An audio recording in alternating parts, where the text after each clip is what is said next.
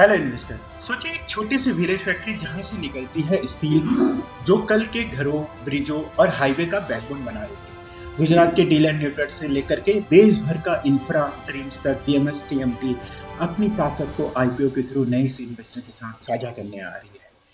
771 करोड़ का रेवेन्यू और 45.5 करोड़ का इनका प्रॉफिट, साथ में 13 रुपए के जीएमपी पे चल रहा है ये बीएमसी टीएमटी का आईपीओ।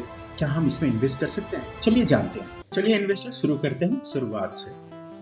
कंपनी के आईपीओ की एक नजर डिटेल डालते हैं।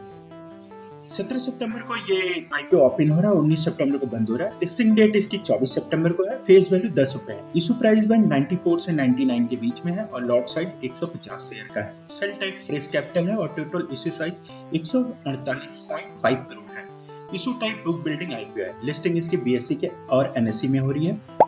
आईपीओ का जो एक लॉट का साइज है वो 14,850 रुपए है, क्योंकि ये एसएमई सेगमेंट में नहीं है, इसलिए 2 लाख से नीचे का आईपीओ है।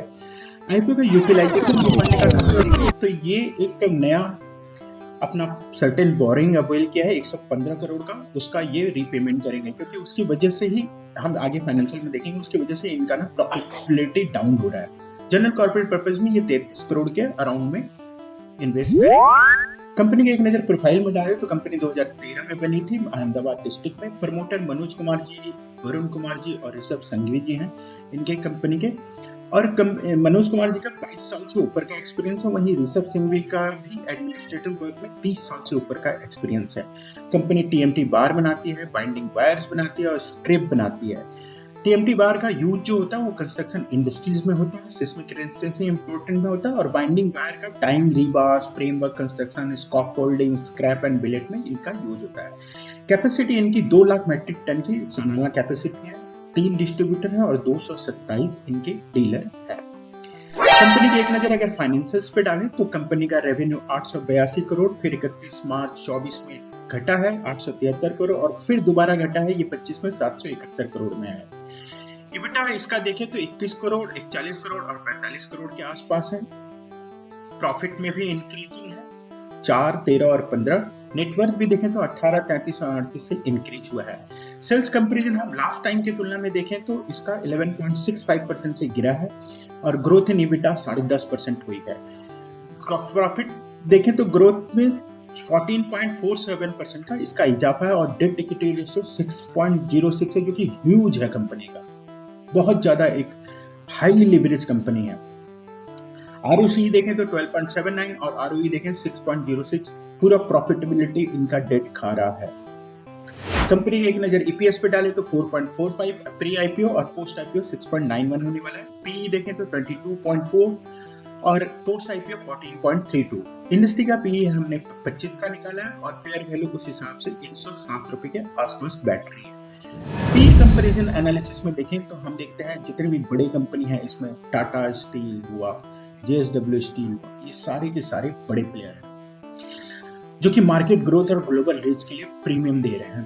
पीएसयू जैसे सेल हुआ उसका लोअर पी है, क्योंकि ग्रोथ लिमिटेड हो जाती है एक समय के बाद। मिड और स्मॉल कैप प्लेयर में राठी, रत्नामी का पी रेंज बहुत वेरी कर रही है।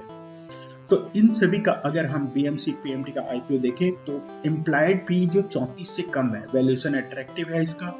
अगर इसके ऊपर है तो मार्केट और मार्जिन भी देखना पड़ेगा। अगर कंपेयर करते वक्त सिर्फ इसका पी ना आरओई आरओसी ये सब नहीं देखेंगे तो ये बढ़िया नहीं है, लेकिन आरओसी आरओसी देखने के बाद, आरओई देखने के बाद ये हमें सही लग रहा है आईपीओ। और अमाउंट भी काफी कम है, 15,000 से नीचे का है, तो ये अट्रैक्टिव भी है। एक नजर इसके जीएमपी पे देखें तो 13 तारीख को इसका जीएमपी 13 रुपए के आसपास बैठ रहा था, उस हिसाब से इसकी लिस्टिंग 112 के आसपास बैठ रही है। कंपनी के स्वेट एनालिसिस को देखते हैं।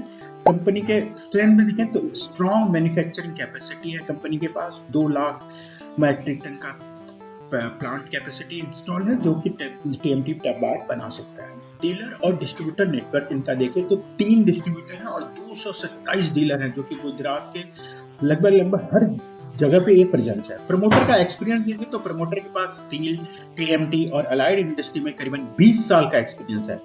इनके प्रोडक्ट पोर्टफोलियो में सिर्फ टीएमटी बार नहीं है, बल्कि बाइंडिंग बार्स, बिलेट, स्क्रैप और बाई प्रोडक्ट भी शामिल है।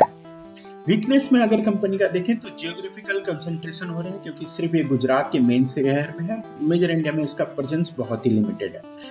डिपेंडेंसी केवल कुछ ही प्रोडक्ट में है इनका, जैसे रेवेन्यू का लार्ज पोर्शन टीएमटी बार से ही आ रहा है, और डाइवर्सिफिकेशन इनका जो है ना काफी कम है। उस हिसाब से देखें तो हाई कंपटीशन सेक्टर है स्टील और टीएमटी बार में। बहुत बड़े बड़े प्लेयर हैं इसके सामने, टाटा स्टील, जेएसडब्ल्यू, सेल, सारे बड़े प्लेयर हैं, और उनको एडवांटेज मिलेगा अपने ब्रांड नेम का। मार्जिन में प्रेशर है। स्टील प्राइस ग्लोबल कमोडिटी के साइकिल के हिसाब से डिपेंड करती है, जो कि प्रॉफिटेबिलिटी को इम्पैक्ट करती है समय के समय पे। हर एक 4 साल पे इनका साइकिल टाइम आता है। अपॉर्चुनिटी की बात करें तो इंफ्रास्ट्रक्चर पुश है। गवर्नमेंट का इंफ्रा प्रोजेक्ट और होस्टिंग डिमांड में टीएमटी बार का डिमांड बूस्ट करेगी ही करेगी। डीलर नेटवर्क ये एक्सपेंस कर सकते हैं, गुजरात के बाहर अपना डीलर का नेटवर्क एक्सपेंस कर सकते हैं। प्रीमियम ब्रांडिंग कर सकते हैं कि कामधेनु ब्रांड एसोसिएशन के साथ इसको क्रेडिबिलिटी मिलेगी। कामधेनु नाम से ये अपना टीएमटी बार बेचते हैं, जो कि इनका अपना ओन ब्रांड भी है, और इस नाम से ब्रांड अवेयरनेस भी लोगों के पास बढ़ेगी। कैपेसिटी यूटिलाइजेशन देखें तो एग्जिस्टिंग इंस्टॉल कैपेसिटी को फुल्ली ये यूटिलाइज करके सेल्स और मार्जिन दोनों इंप्रूव कर सकते हैं, जो कि अभी फुल्ली यूटिलाइज नहीं हो रही है। थ्रेड देखें तो हाई कंपटीशन की, जैसे हमने बात की कि लोकल और नेशनल प्लेयर लेवल पे बहुत बड़े बड़े प्लेयर इसके साथ हैं, इसलिए हाई कंपटीशन मिलेगी। कमोडिटी प्राइस भी आयरन ओर और कोल का स्क्रैप प्राइसेस के बढ़ने के साथ इसका भी कॉस्ट बढ़ जाता है। रेगुलेटरी रिस्क है। स्टील इंडस्ट्री हेवीली रेगुलेटेड है। GST, export import duty, environment norms, ये सारे इसके लिए मैटर करते हैं। इकोनॉमिक स्लो डाउन, किसी भी तरह का कंस्ट्रक्शन का स्लो डाउन होता है तो इसका भी सेल्स गिरेगा। ठीक है दोस्तों, तो गूगल बाबा को हैप्पी करने के लिए प्लीज लाइक करें, शेयर करें, कमेंट करें। Thank you.